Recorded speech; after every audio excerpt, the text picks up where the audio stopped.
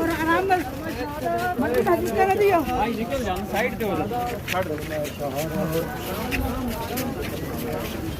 ਕਲਮਾ ਸ਼ਹਾਦਤ